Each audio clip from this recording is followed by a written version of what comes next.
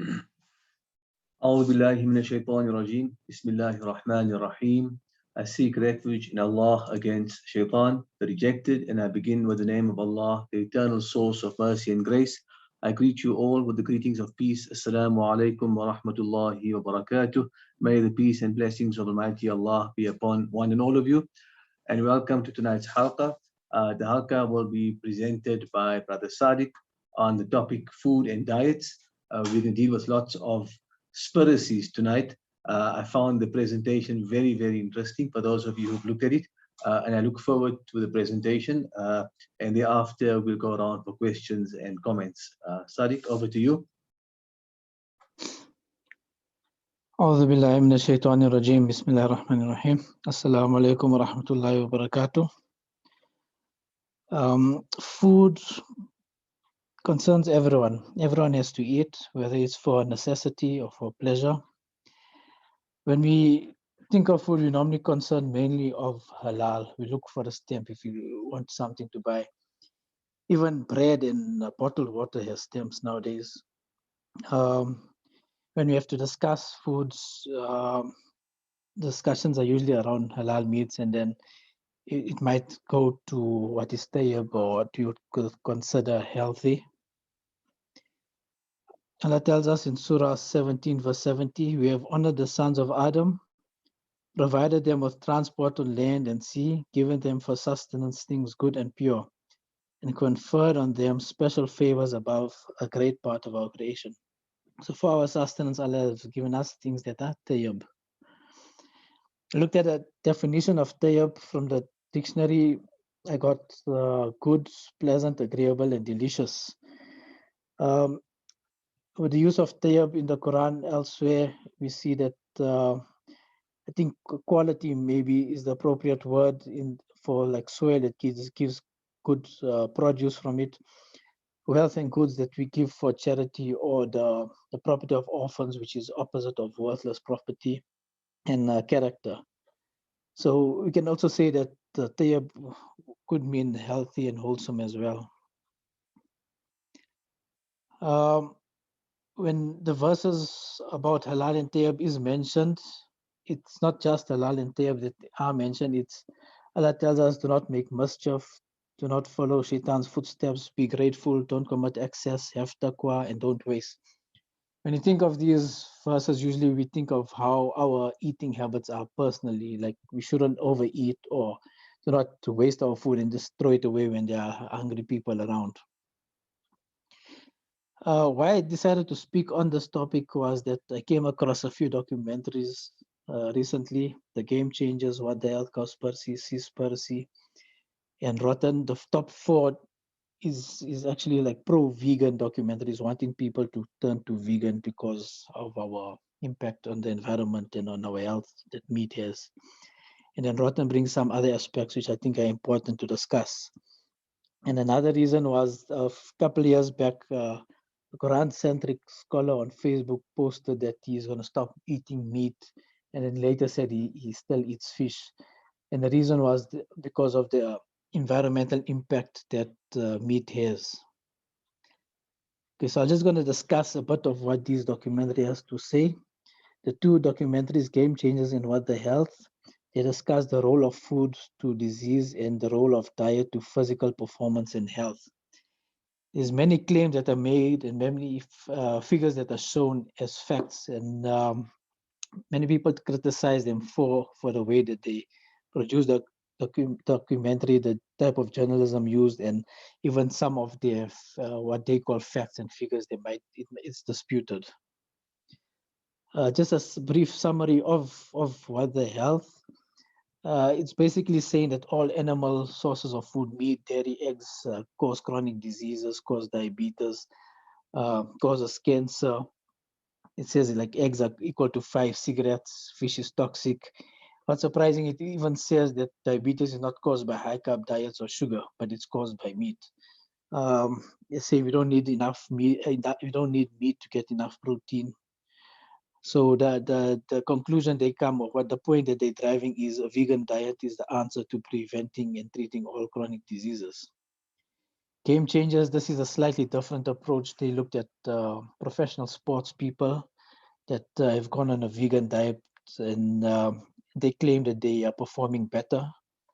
They don't say what they ate before, whether it was junk food or whatever, but the claims, and they speak to doctors and do some like experiments to show that the vegan diet is better than eating meat. So their conclusion is also vegan diet is superior and promotes health and improves physical performance. There are obvious counter arguments to these. Just some points that was from the documentaries is they said our digestive tract is not suitable to eat meat, but our digestive tract is both for suitable for meat and for plants, and actually not like a herbivores. Um, Organically raised meat that carries less toxics and antibiotics than normal meat that we get. So these could be healthier and might not cause the diseases as they claim. When the research that they quote uh, lumps together red meat and processed meats, when they say when red meat is tested alone, it doesn't show these results that causes cancers as processed meats. And then there's a study that compared the Maasai people who eat mainly meat and Japanese Okinawa diet, which is mainly plant-based, and both communities have low levels of chronic illness. The point is to show that it doesn't matter whether it's full plant-based or meat-based diet, and that it's not necessary that is the cause of the illnesses. Um, Looking at the next two documentaries, Cowspiracy and Seaspiracy, these were made by the same people that made What the Health. This looks at the impact of animal agriculture on the environment and the role of the fishing industry on the environment. Again, they make many claims and figures which people contest, and they criticize the journalism style again. Uh, some of the points that they make: animal agriculture is responsible for 18% of the greenhouse gases, which is more than all forms of transportation. You know about the carbon taxes and that the cars have to pay. So they're claiming that the animal agriculture is worse than that. Uh, Animal agriculture is responsible for 20 to 33% of all fresh water consumption. They claim that to eat one burger, the meat using there is equal to 2 months of showering of the water usage. Um, Animal agriculture is responsible for 91% of Amazon destruction. So when we hear deforestation, we think what is being used. They say that they clear the land to grow the crops to feed the cattle. And another interesting point is 82% of starving children live in countries where food is fed to animals, and the animals are eaten by Western countries. So all this land which is cleared is to grow crops, but the crops are fed to the animals to feed the people and not to give the food to the starving. So again, the conclusion is a vegan diet is the answer. Seaspiracy looks at commercial fishing. They say 50 million sharks are killed every year as bycatch. We see now in the pictures, I think is in Denmark and Japan, where they kill a whole lot of sharks on the beach, and you see the blood, the water is red with the blood, and that's shocking to us. But they say the amount, those are just maybe a couple of hundred or thousands, but the 50 million sharks are killed as bycatch is the claim. Even if you look at the next line, 5,000 seabirds, harbor porpoises, and 900 seals are also killed in the fishing industry, commercial fishing industry. Um, fish are vital in keeping the balance in the ocean, the coral reefs, and it's the important carbon sink for us. So the fishing industry is disrupting this balance, and losing just 1% of the ocean's carbon stores is equivalent to releasing the emissions of 97 million cars. Um, every year, 25 million acres of forest are lost, which is a lot, but they say that bottom trawlers wipe out 3.9 billion acres per year. Bottom trawlers is fishing nets which have weights on them, so it goes sinks right to the bottom, to the ocean floor, sea floor, And the big nets then just scrape everything in its path, destroying the reefs and catching all the different fish or sea is marine life. And a lot of them are destroyed and unable to recover. Nowadays, most of a lot of fish is farm raised, salmon farms and prawn farms. They say generate a lot of waste and disrupt and even damage to the environment, like mangroves and that. The claim is that fish don't make omega-3 fatty acids, the algae do, so that we don't need to eat fish is the point. And the fishing industry gets $35 billion in subsidies a year, more than what it would cost to end world hunger. I read another somewhere else which says that this figure is sort of true. It is more that is spent on subsidizing the fishing industry than what is estimated to solve world hunger. So again, the solution is a vegan diet is the answer. The counter arguments to this, fish stocks can recover and plenish. They claim that it can, but if you manage and fish properly, it is possible for the fish to increase the numbers again. This cards is about 10%. So whatever they get, 10% they don't use at all, which is still quite a bit. But 48% of what they get, which is claimed to be packaged, is actually taken to the market. So it's not just totally wasted. They maybe went to catch tuna and they caught hake, but the hake is also taken to the market. The most glaring factual error is the firms claim that sustainable fishing does not exist. Many people interviewed say that the goats were taken out of context. Cattle grazing is actually just a part of the natural part of the carbon cycle. So if cattle graze on the grass and the manure actually is good for the soil to help it grow, fertilize it, and to keep the carbon in the soil.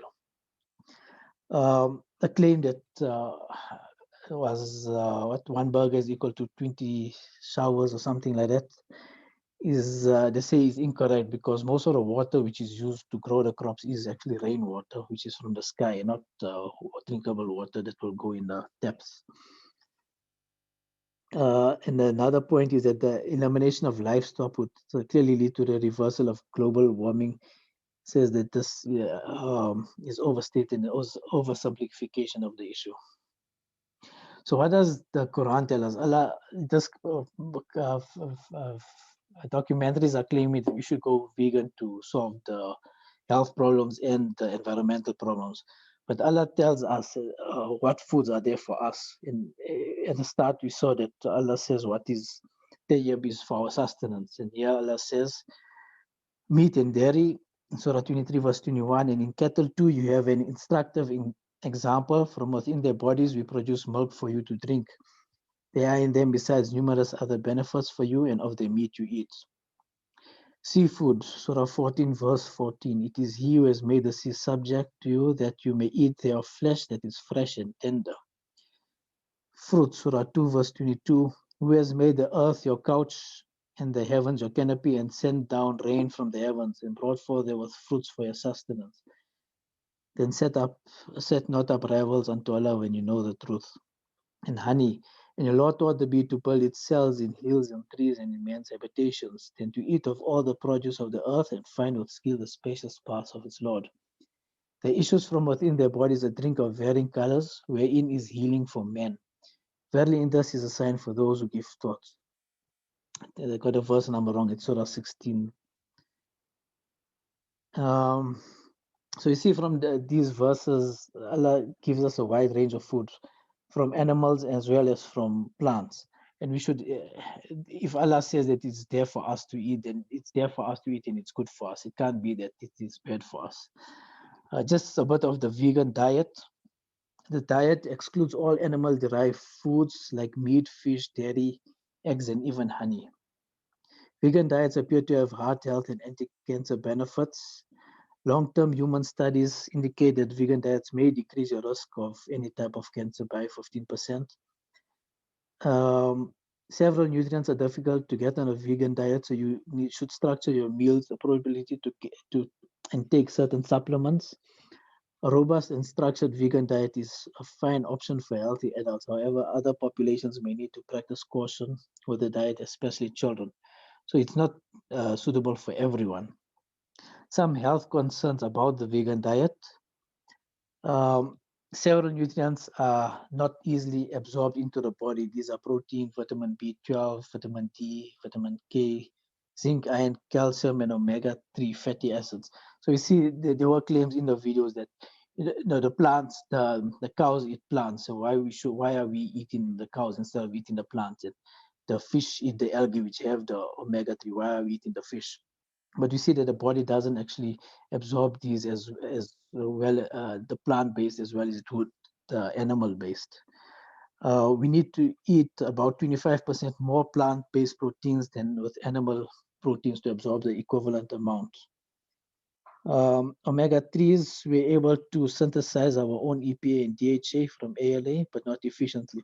So ALA is from the plant sources, but only 3 to and 1.9% can be converted to the other forms of omega-3, which our body also needs.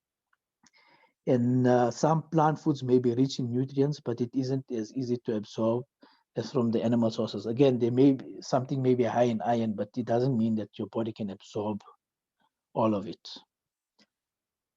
So they claim that a vegan diet is good for the environment, but there are some environmental concerns as well. Currently, many crops used in the vegan meal options, such as soybeans, aren't produced sustainably. These are grown by monocropping, so you grow the same type of plants year after year, which actually destroys the soil and it destroys habitats as well because of the amount you need to grow. Soy, in the earlier slide, I didn't read it, but is probably the best protein source of vegetable or non-meat protein source. But it is, but as you see in the next point, it's a solvent called hexane is used to make soy protein products. Hexane is made from crude oil and is a byproduct of the petroleum industry. So again, it's increasing the carbon footprint if you eat in soy. I came across an interesting article which it says that there are two Italian vegans and they had a higher carbon footprint than the omnivores. So the water, land, and carbon footprint of these two because they eat only fruit. That was their diet. They ate a lot of in the summer. They ate a lot of winter melon, watermelon, and other melons. And the carbon footprint of these for growing, for the watering, the transporting of it, was actually greater than they expected. On the point of the carbon footprint and these Italians eating a lot of watermelons, it brings me to another verse, Surah 6, verse 141. It is he who produces gardens with trellises and without, and dates and turf with produce of all kinds, and olives and pomegranates, similar in kind and different in variety.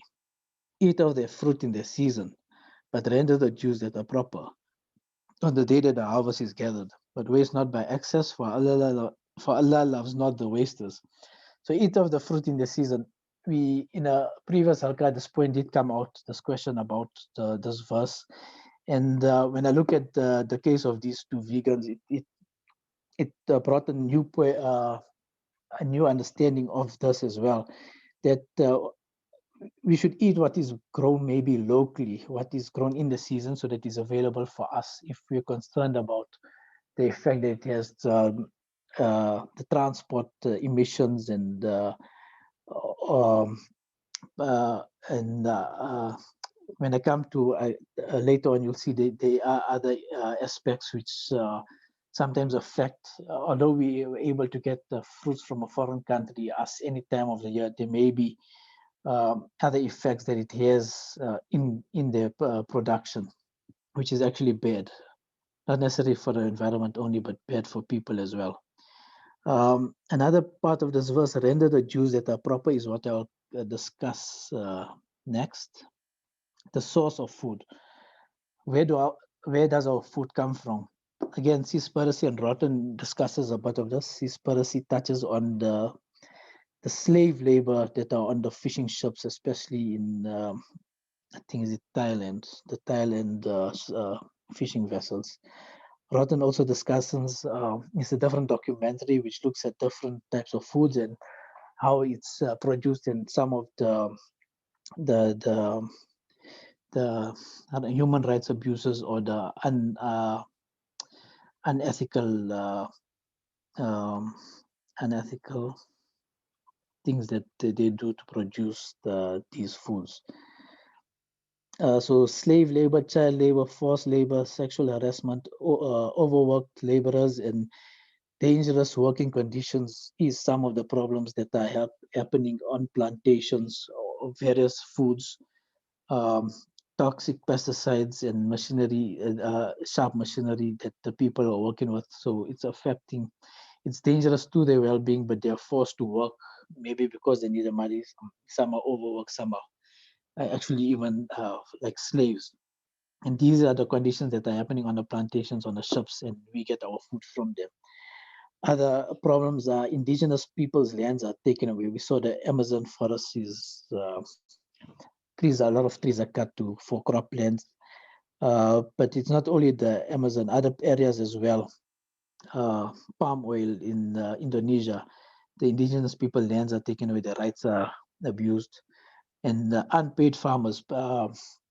It's not only the laborers that are treated unfairly. The big companies, example chocolate, make a lot. Make a lot of money by selling expensive chocolates. You have your Belgian and Swiss chocolates, but where they get their cocoa beans from is from maybe Ivory Coast in Africa, where the farmers are paid just a few dollars or whatever per bag, and they make hardly anything, and they can't even come out. So some foods which are mentioned in these documentaries and what I've read elsewhere is sugar, chocolate, avocado, chicken, coffee, and palm oil. Um, Coffee, I came across that most the farmers also they hardly get paid. They below the poverty line, except Brazil, which seems to be treating the farmers a little better. A lot of these are also controlled by the governments, so it's not just the corporations as well. One example is avocado, which seems to be causing a lot of issues. There's a big demand in the Western countries, which pushes up the prices, and people that are poor in the country can't afford to buy avocados anymore, like in Kenya, because it's become too expensive because of the demand in the Western areas. Many areas where the avocado plantations are have scarce water resources, and most of the water is then redirected to the avocado plantations because it's one of the good export products that the country makes their money from. So the people may not have water to drink, but the avocados are being watered. These farms have enough water supply. Water pollution and respiratory and digestive diseases because of all the pesticides affect the populations living around them. And even in Mexico, because America has such a high demand, and Mexico has a good year-round can supply them year-round with avocados. Is a lot of money involved, and people they have gang wars, and people are being kidnapped because of the money that the people make from avocado. So it's a dangerous lifestyle for the people. Palm oil is not mentioned in any of the documentaries, but it came up while I was doing my research. And palm oil is quite interesting. It's like a miracle fruit, a miracle oil. It makes, as a coat, it made cookies more healthy, soap more bubbly, and more crispy. The oil could even make lipstick smoother and keep ice cream from melting. Because of these wondrous qualities, people came from around the world to buy the fruit and its oil. So palm fruit is in almost anything, our soaps, our shampoos, even our food, peanut butter, rusks, uh, food and cosmetics all have palm oil in it. It's a cheaper option, and it's supposed to be more natural, so people are going more tend to go more that way instead of using animal byproducts. So One issue is the byproducts and waste products of animals is just becoming dumped rather than being reused elsewhere. Um, palm oil comes I think 80% at least comes from Indonesia and Malaysia. So a lot of the indigenous lands are being turned into palm oil plantations. It's a more natural product. It's transported thousands of miles and causes it causes environmental destruction in the countries where it's produced. So this is used in all products, and not everything is made in Malaysia and Indonesia. So it needs to be transported far all over. And that the again, people talk about the carbon footprint. This is although it's a natural product, it's causing the great destruction as well. So this is again the earlier slide that I showed that Allah tells us he must eat halal and tayyib, but don't do mischief, don't follow shaitan's footsteps, be grateful, don't commit excess, have taqwa, and don't waste. I think if we looked at what I've just discussed now, these verses make a lot more sense. That is not just our habits, but where our food comes from and how what happens in the way it is produced. Also, maybe this is referring to that as well. So we should maybe look at more ethically sourced foods all along the supply chain, and not just where the factories are, but where it's produced on the farms as well. I looked at because these documentaries are obviously US based. Most of it, or some of it, may not be applicable to us. So I looked at what South Africa imports. Um, what I found surprising is that none of the rice is not grown in South Africa at all. So all the rice that we have is imported mainly from Thailand, and second most is India, and I think Pakistan is also one of the main suppliers. Other products, coffee from Brazil, mentioned earlier, Brazil seems to be paying their workers quite reasonably compared to other places. So the Brazil coffee seems to be a little better. As the processed fish, Thailand, 66 Thailand, we see is one of the places where there is forced labor or slave labor on the boats. So perhaps maybe we must be careful if I can't say for sure, but you don't know where it's coming from. So if you know that a certain area has suspect or questionable practices, perhaps we shouldn't be dealing with them. Still, we are quite fortunate that we have seas, we have a lot of agriculture happening. So perhaps a lot of our food comes homegrown, and these practices that are happening perhaps in some countries may not be applicable to us here. These are just a summary of our main products that we are importing, food products, palm oil, coconut oils, poultry meat, raw sugar, soybean meal, rice, wheat, corn, coffee. The slide is from a previous Halqa of mine, and I think it just actually fits in quite well. Is that extravagant and wasteful lifestyles mean the plundering and destruction of the earth.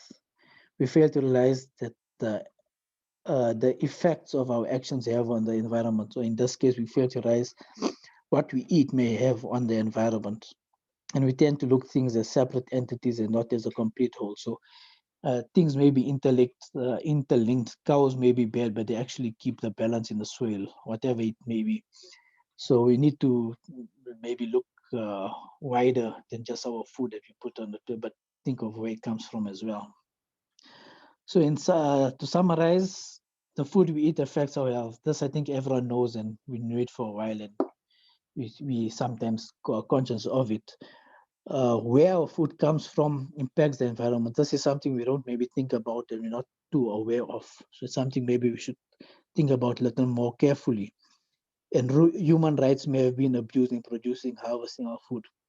It may not be so easy to know for sure where this is happening, but if we are aware perhaps of a certain place that or certain products that say for instance maybe Ivory Coast where the plantations of chocolate people are being exploited and not treated fairly, then perhaps if we know a certain company that makes their chocolate from Ivory Coast beans, then we maybe shouldn't support them or whatever it is, or make a noise so that they correct their practices. So perhaps it's a start that maybe we should think of how we can improve the situation of food by our consumption habits. So in conclusion, I came across this quote: instead, teach them the benefits of adding more wholesome plant foods to their meat intake, and then teach them to eat higher quality meat options, maybe even to consider swapping some meat for plant-based protein. There's a progression and a happy middle ground for most. So I think most of us know this. We should have a balanced diet, eat veggies and eat meat. But most of us maybe have too heavy, meat heavy diets. So perhaps we must maybe adjust the amount of meat you eat more vegetables. They always say vegetables are good for you, but a lot of, especially younger children, maybe don't like vegetables. Even adults, we're too picky on what we eat. So perhaps we should maybe eat the vegetables, have a more balanced diet, better for our health and maybe better for the environment as well. And then we should try to trace the supply chain of our foods to see if it is ethically sourced. Again, maybe not so easier said than done, but if we can do that, but then maybe we should. Okay, shukran, that's where I'll stop today. Jazakallah, Sadiq. Very interesting. I think quite a relevant topic, with regard to the whole carbon emission taxes that are going on and the various motivations given to the world at large to sort of go green, and how the certain countries pay additional taxes to others who are registered as carbon sellers. It's become a huge business. So one really wonders what lies in business and what lies in fact. So if you just look at, for example, the shareholders of Tesla, and the Tesla makes, up until recent, makes no money on the production of its vehicles and the sales of its vehicles. What they rely on for their bottom line profit is the carbon taxes. So, and you look at the shareholders of Tesla sector, I think we as Muslims have just taken too much of a back seat when it comes to the environment per se. So we're unable to sort of, respond quick enough with independent facts. So I think this presentation is, important for me to sort of balance things out, and gives other perspective as well to sort of balance it out per se. So yeah, Sadiq, I really enjoyed it. I think it was well prepared. The other problem that we must look at is the issue of human consumption as well. So the coffee plantations being sold out in Africa at a measly price, and then taken to parts of the US and Europe, sold for very expensive or high amounts. The profits are raked in over there, and Africa is left with very little. So the actual producers of the raw materials don't actually understand and appreciate the value that they're actually sitting with. And that's part of this whole problem, I think. Okay, so let me open lines for questions and comments. Anyone, please unmute yourself or raise your hand.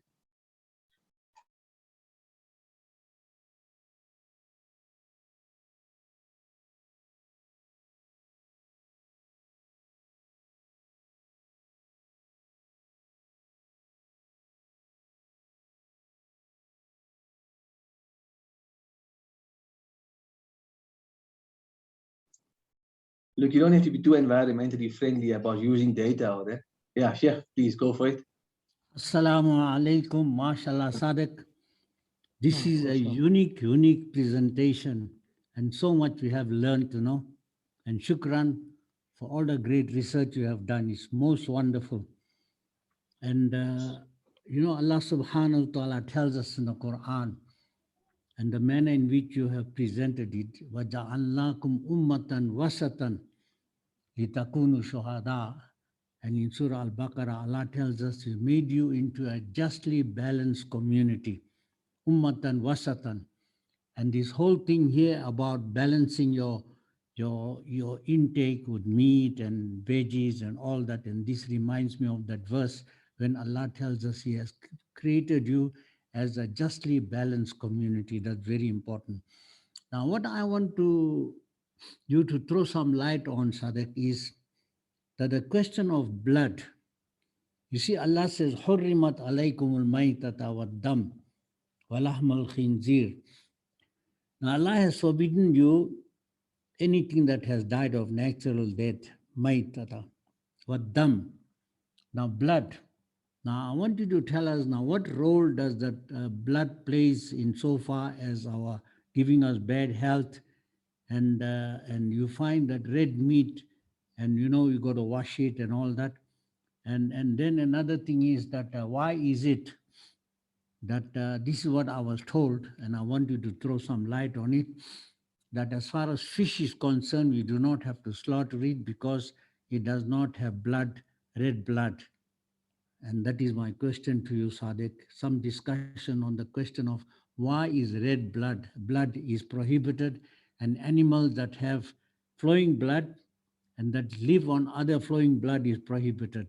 What is so serious about the blood? And that is what I'm going to listen to. Thanks. Shukran. Okay, thank you, Sheikh.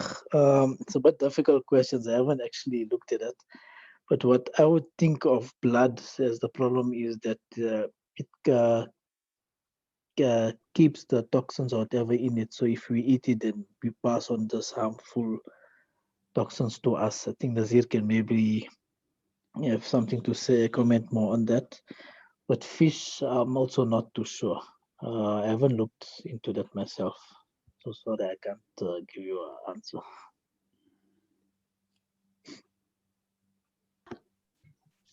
Assalamu alaikum, Nazir. I think it was a very good question, Sheikh. I haven't actually looked at a question of like fish blood versus animal blood, to be honest. Obviously, blood is a medium of growth. So stagnant blood, for that matter, will allow bacteria and other things, other organisms to grow. And therefore, it's always a contamination risk. But specifically, the difference between fish and animals, I'm not quite sure.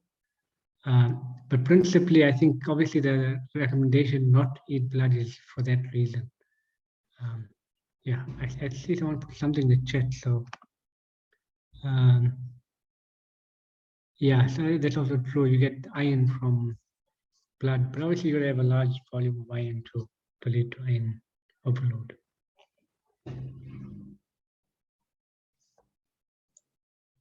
Okay, Jazakallah, Nazir, Sadiq. Sheikh, is that okay? Actually, both of them have answered the question, because what you look at you look at the meat of the animals, grazing animal, you find the meat is red, and therefore we got to slaughter it in order for the blood to flow out. And they say you got to wash out the meat as much as you can, and then on the same basis of blood, you find animals that have flowing blood and they live on other animals like the cat family, etc. That is haram. You see, because of the blood. You see, hurrimat alaykumul maytata wad dam. Dam is a very important, it is 25% of the prohibited things here. Dam. And fish, you find fish, those who study fish, they'll tell you, the zoologist and all, that fish does not have so many blood vessels in his body, right? And therefore you find the flesh of the fish is white. Therefore you do not have to slaughter the fish. There's no such thing as slaughtering a fish to allow the blood to flow out. So therefore fish, it is halal, unless you find if somebody is catching it and he pulls it in the name of anyone other than Allah. I don't see why you should. That is my contribution to it. Sadiq, shukran. It was a fantastic program, and I'm looking forward to the tape so we can keep this. It is a great contribution to our discussion. Shukran. Jazakallah, Sheikh. Jazakallah. Right, let's move on. Anyone else, please unmute yourself. Yeah, Nazir, your hands up. Yeah, Jazakallah. I just want to echo what Sheikh had said. I think it was a really good presentation. I think very relevant because the topic of veganism is really popular. It's really growing. And I think Sheikh's point about the balanced diet is probably very relevant. It's not, I think it's modern living that has changed things, right?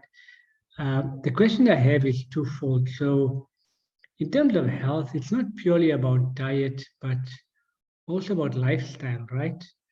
Because if you think of like in the time of the Prophet or even generations after that, they were very manual labor focused individuals. So obviously they ate for their needs and, and that's how life continued. So you consumed and utilized what you ate. And, when you're hungry, you ate again.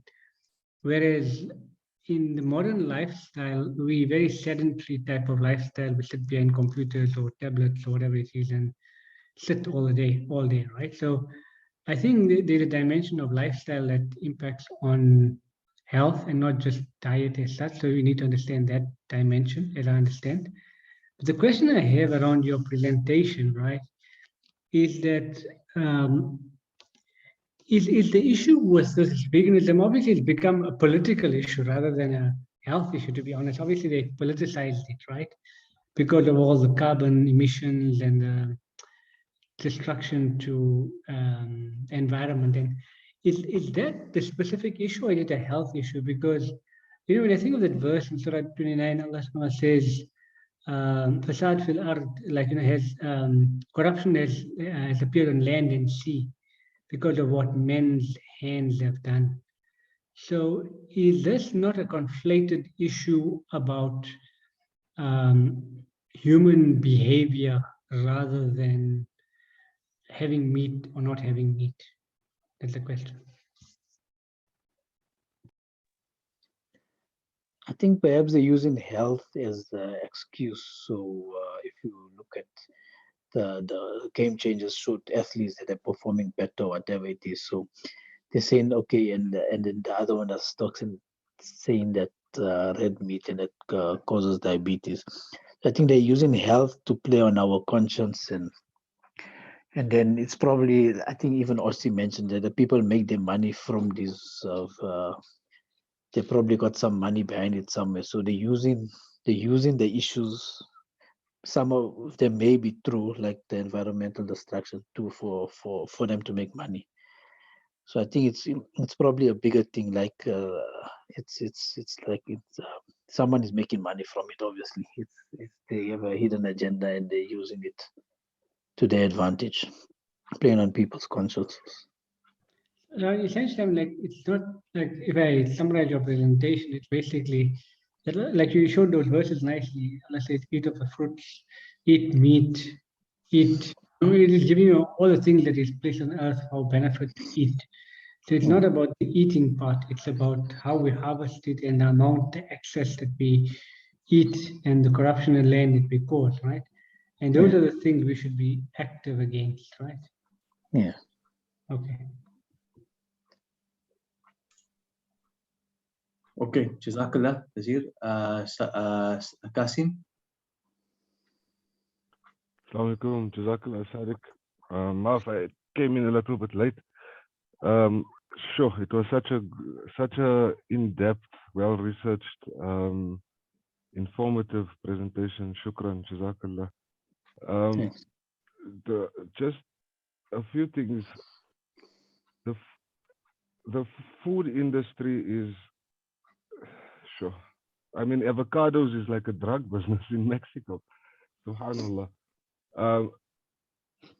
The food industry generally, okay, let me start here. First, I think interestingly, the Japanese say that they believe that our teeth give us an indication of what our balance should be or when we eat. We only have 4 fangs. We have 8 scissors and the rest are the crushers. So they've concluded that for every 3 portions of grains, wheat and those type of things, we have 2 portions of vegetables and 1 portion of meat. And we've unfortunately turned it kind of a little bit upside down. Also, the quality of the grains, I never knew there's like, I don't know, hundreds of different types of wheat.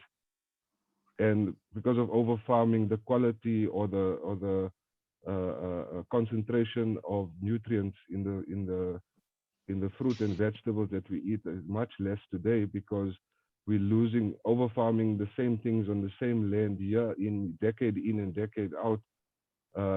It depletes the soil of its nutrients, thereby also adding to the disease. This is going to sound a little bit like conspiracy theories, but it's interesting that all food,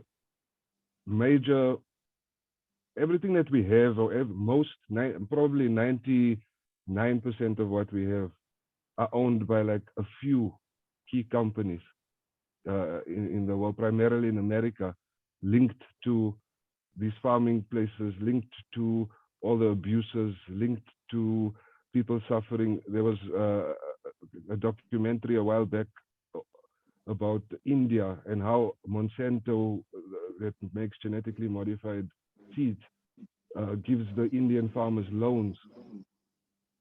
And then as a result, what happens is the repayments are so difficult and they have to farm, but they end up it's not a sustainable, fair contract between the two, agreement between the two parties, and the farmers inevitably end up losing with hundreds of thousands of dollars in debt. And there was actually a big issue about farmers committing suicide, like a lot of them committing suicide.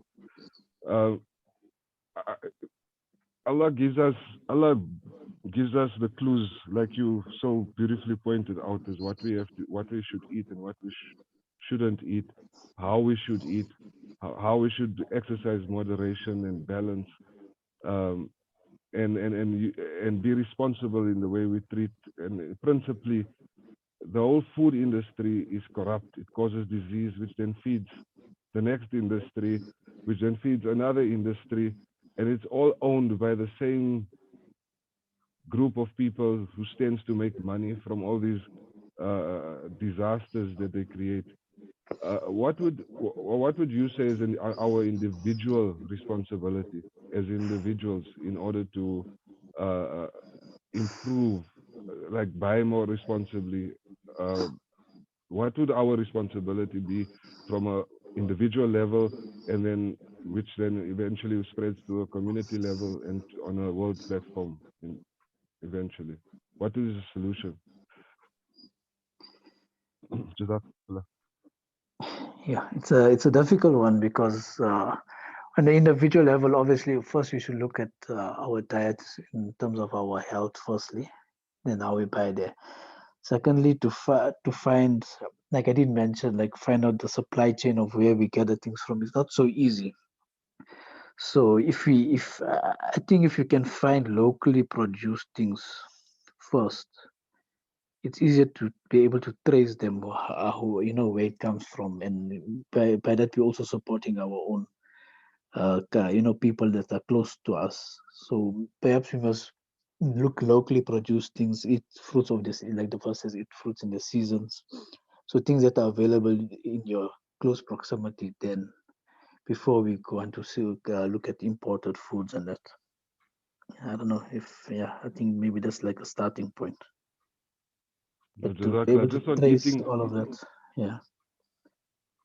No, just on eating seasonally, it's interesting that in the winter months it gets colder, and oranges thrive.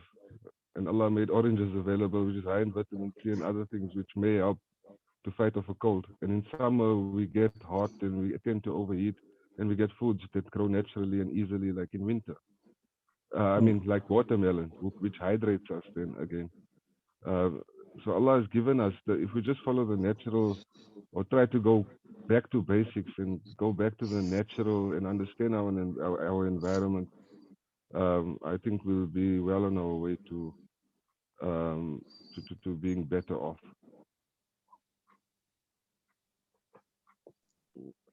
Okay, Jazakallah. Right, Jazakallah. Let's move on. Any other questions, comments, please raise your hands or just unmute yourself, then I'll see you at the top of the list and I'll come to you.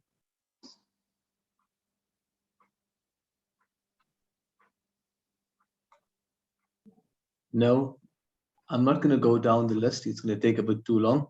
I think by now everyone is used to the format, so please just unmute yourself.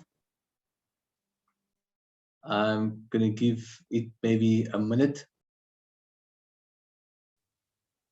Maybe also just a last comment.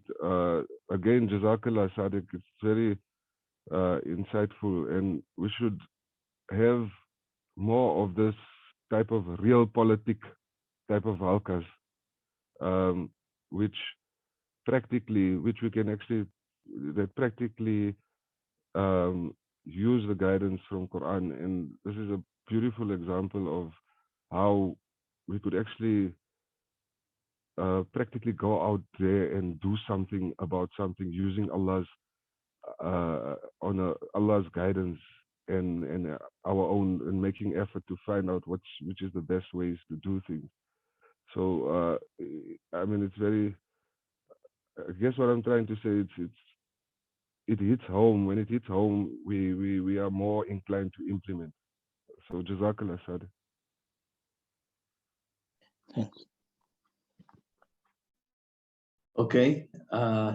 Anyone else? So Sadiq, I guess in the meantime, you've got your Jummah talk as well ready. No, I told Qasim about.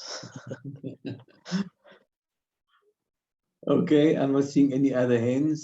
No. Going one, going two. All right. Nothing else. All right. Then Sadiq, any concluding remarks from your side before I close tonight's halqa? No, nothing to add really. Okay, then Sadiq, Jazakallah for the presentation. It was really good and informative, and Jazakallah to all the participants for your participation and taking the time to join us tonight. Look forward to seeing you all next week. Same time, same place. Shukran. Assalamu alaikum wa rahmatullahi wa barakatuh.